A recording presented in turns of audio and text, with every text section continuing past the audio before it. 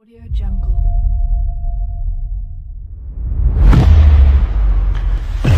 Audio Jungle.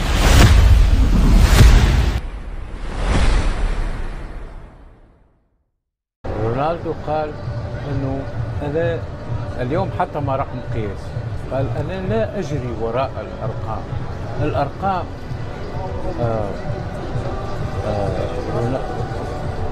رونالدو قال انا لا اجري وراء الارقام، فالارقام هي التي تجري وراي. هو يكذب. هو كل ما يسعى إليه يريد أن يحطم جميع الأرقام القياسية.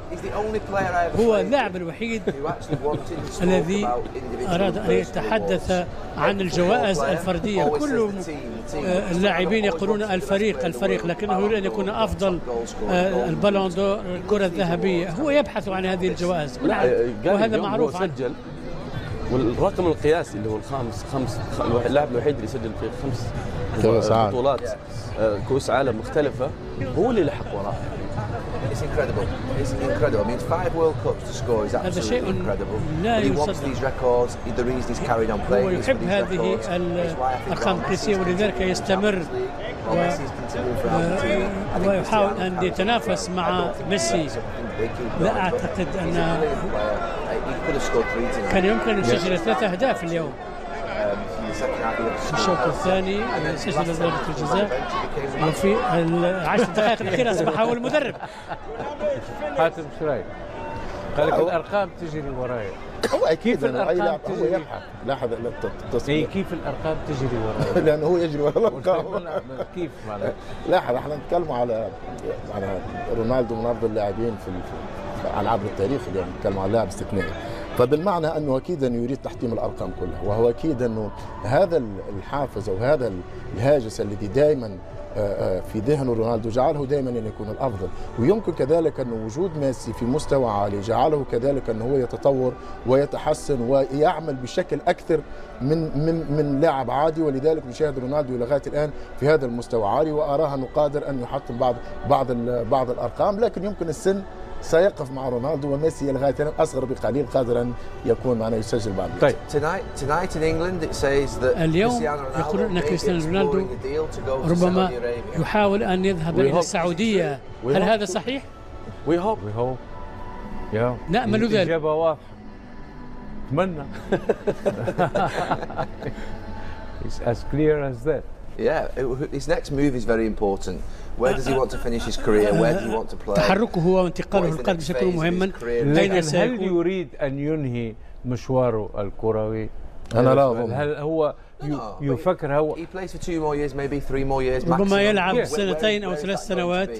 إلى أين سيكون ذلك؟ لازم يكون مقتنع أنه في وقت من الأوقات لازم ينهي هو لازم يتأكد أن الأرقام لا تجري وراء. The weather is better in Saudi Arabia. الجو أفضل في السعودية من مانشستر.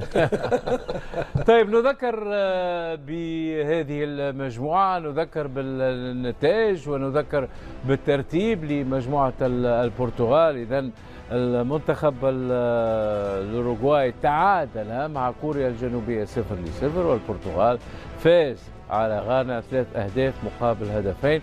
البرتغال 3 نقاط، كوريا الجنوبية أوروغواي 1 نقطة، وغانا المركز الأخير ب0 من النقاط. إذن كانت مواجهة بين البرتغال رونالدو وغانا أيو، في النهاية انتصار المنتخب البرتغالي.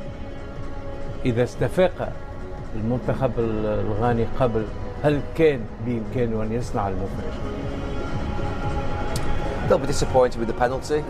هناك إذا خيبة أمل من قرار ضربة الجزاء، لكنهم تمكنوا من العودة في المباراة،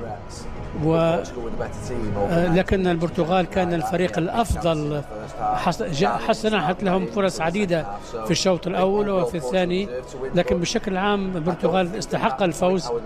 لكن هذه النقطة ربما في الشوط الثاني عندما حصل التغيير، الفريق الأول، التشكيلة الأولى لم تكن متوازنة. تفضل ياسر. انا قلت لك يعني ردة فعل المدرب كانت متاخره.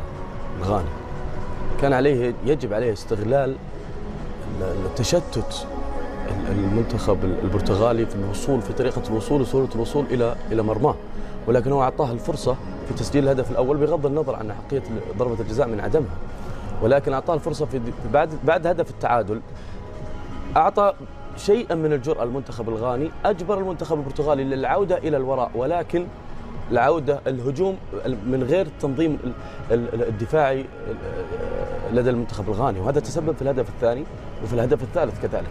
نزول لياو كان عامل مؤثر جدا باستغلال امكانيات لياو الفرديه وكذلك في قوته وفي تحكمه في الكره، يعني هذا ساعد المنتخب البرتغالي للمحافظه على النتيجه، ولكن صراحه المنتخب البرتغالي كمستوى ظهر بمستوى لم يكن اكثر المحبين للمنتخب البرتغالي والمتاملين على مستوى المنتخب البرتغالي ان يتمنى ان يكون المستوى البرتغالي بهذا الشكل. الغانا صراحه احرجت البرتغال في تقريبا 20 دقيقه فقط. اهم شيء بالنسبه للمدرب البرتغالي انا اراه لابد ان يقتنع بان برونو فرنانديز لا يستطيع ان يلعب كلاعب طرف. عندما عاد الى لاعب كبلاي ميكر شاهدنا الاهداف، شاهدنا جواو فيليبس ذهب على الطرف الايمن، وكذلك انه دخول لياو اللي منح اكثر توازن، وكذلك في اصابه اوتافيو وتغيير كارفالو اصبح الفريق اكثر توازن، الفريق اكثر شراسه على مستوى الهجوم والسرعه، ولاحظنا السلاسه والسهوله في المراوغه بالنسبه للياو. هذا المدرب عليه ان يقتنع بذلك في المباريات القادمه، اضافه هذا يسهل على رونالدو هداف الفريق، لان هنالك من يعمل بالمعنى في الواحد ضد واحد ايصال الكره سهله الى المهاجم. هذا بالنسبه للبرتغال، لانه لما نتكلم عن البرتغال لانه يعني كفريق لديه امكانيات الوصول بعيد، بالنسبه لغانا يمكن ليس لديه الامكانيات للذهاب بعيد في هذه كاس العالم، لكن يمكن لديه امال للتاهل للدور القادم.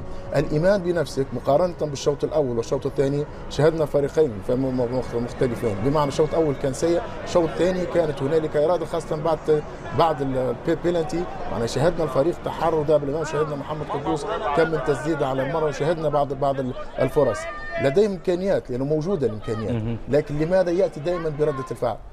واستغل نوعا ما هنالك بعض المشاكل استغلها وعاد بهدفين. انا نتفق انه ليست ركله جزاء، لكن الاخطاء وارده، وهذا جزء من اللعبه مهما كان فار او ليس فار، فهنالك الاخطاء ستبقى موجوده، لكن الحقيقه على طيله 90 دقيقه البرتغال يستحق 3 نقاط، وعلى غانا ان يتدارك في المباراه القادمه. في مشكله كبيره يا كابتن. الهدفين غانا اتت من الجهه اليسرى اللي هي اليمنى للمنتخب البرتغالي خلف كانسيلو بالضبط، وهذا اللي تكلمنا فيه من قبل، وبالاخص تكلم فيه اكثر الكابتن حاتم. المشكله هذه يجب ان يتداركها سانتوس، الفرق الاخرى اللي تملك النزعه الهجوميه وامكانيات بالاطراف بالاجنحه، اعتقد انه سيضع المنتخب البرتغالي في موقف محرج.